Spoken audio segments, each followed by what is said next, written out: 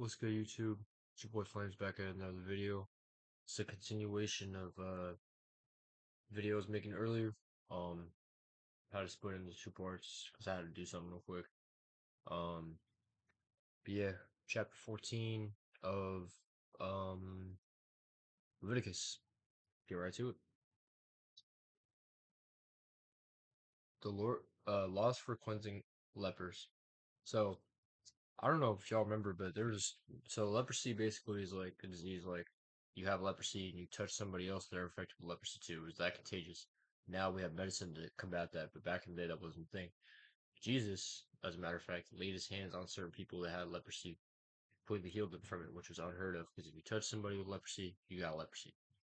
And this is what they were talking about back in the day, um, with certain laws about how they were going to deal with this because it was a very um dangerous disease because I mean you touch somebody they're infected, like that's pretty crazy. Laws for cleansing lepers, chapter 14. The Lord spoke to Moses saying, this shall be the law of the leprous person for the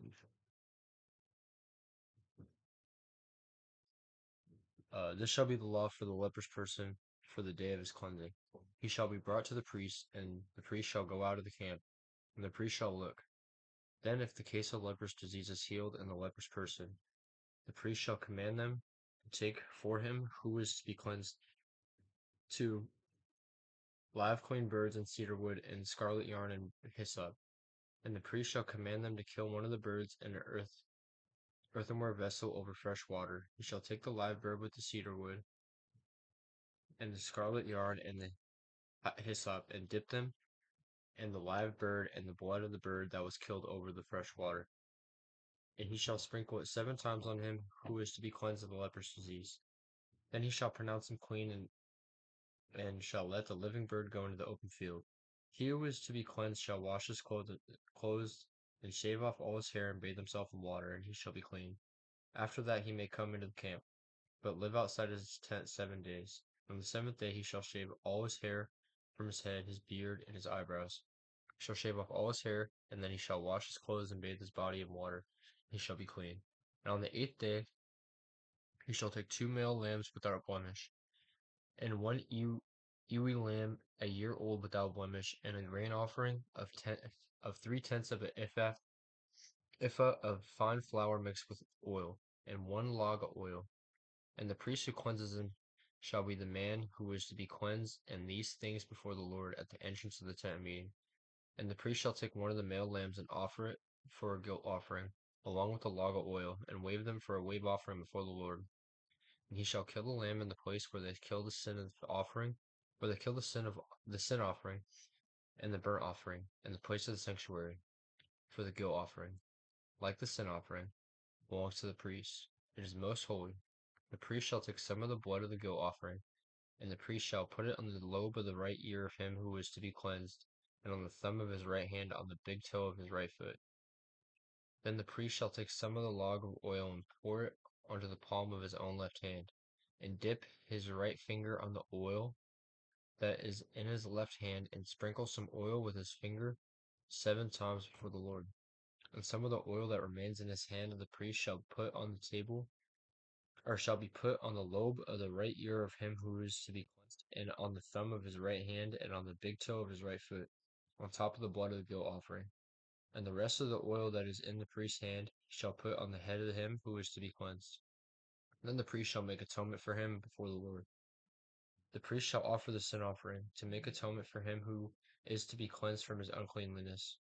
And afterward he shall kill the burnt offering, and the priest shall offer the burnt offering and the grain offering on the altar. Thus the priest shall make atonement for him, and he shall be clean. But if he is poor and cannot afford so much, he shall take 1 male lamb for a guilt offering to be waved, to make atonement for him, and 1/10 of an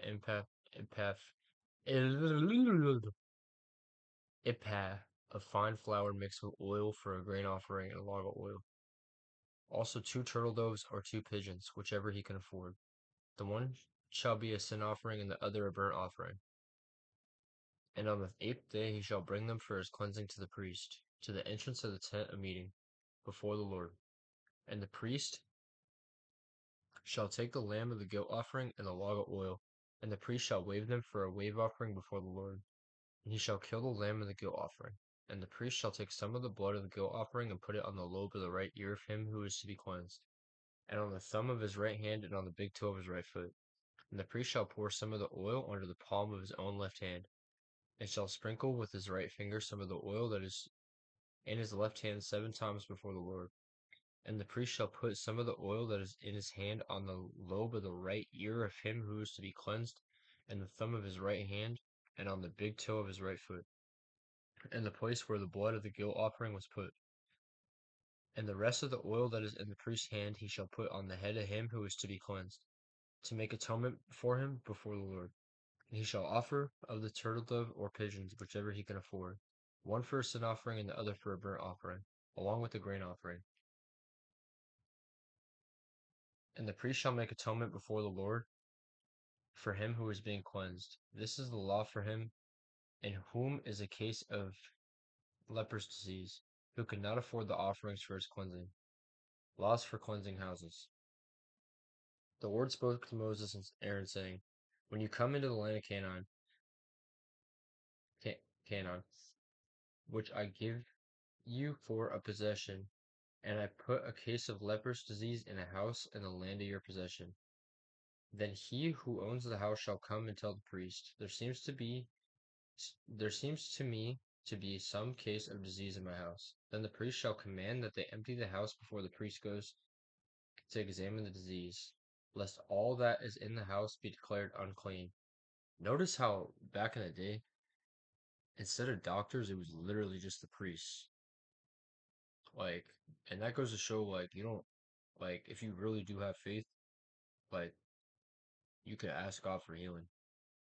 That's how things used to be. They didn't, like, literally, the priests were the people that deal with sickness and disease. Now you go to church and you'll, like, when's the last time you heard of somebody, maybe in, like, a smaller church, but, like, somebody go to church and they're, you know, this happens in some churches, but a lot of churches this doesn't. Who go to church and ask for healing. Some people, that's like unheard of for certain people. You know what I mean? So like, it's crazy how that, like, I mean, this is how it was in the Old Testament. Before we have Jesus, and everybody was who believes is given the not before the Holy Spirit was only given to certain people. So that goes to show the unfaithfulness of the current state of the church, and just how things have just kind of gone downhill from in general. When you could see the whole example of the New Testament is, or the Old Testament is, them turning from God and turning back to God over and over again, especially through like kings and stuff like that, where we're going to get into later. And it seems as if, yeah, these were laws that were set in stone, but it just goes to show you how lost we are now, and things really just should be differently.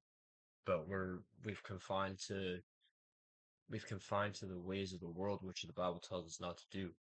When back then, and with the Israelites back then, or the Hebrews back then, you know, the Lord was the law. When now we conform to the world, and it's just interesting to me.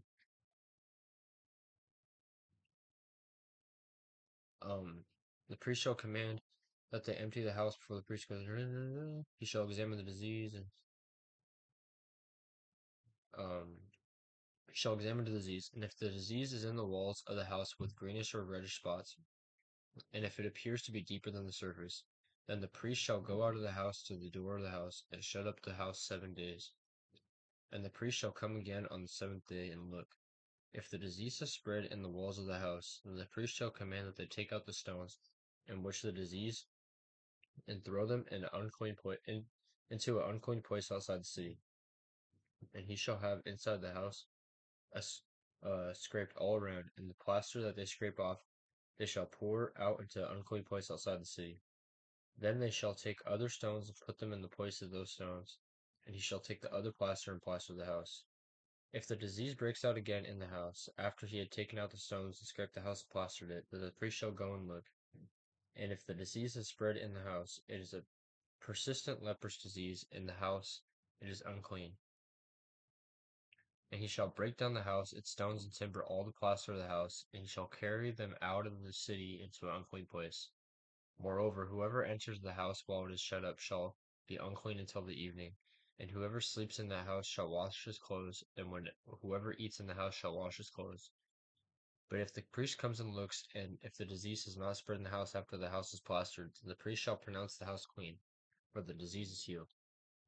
And for the cleaning of the house he shall take two small birds, with cedar wood and scarlet yarn and hyssop, and shall kill one of the birds in an earthenware vessel over fresh water, and shall take the cedar wood and the hyssop and the scarlet yarn, along with the live bird, and dip them in the blood of the bird that was killed, and in the fresh water, and sprinkle the house 7 times. Thus he shall cleanse the house with the blood of the bird, and with the fresh water, and with the live bird, and with the cedar wood, and hyssop, and scarlet yarn. And he shall let the live bird go out of the city into the open country.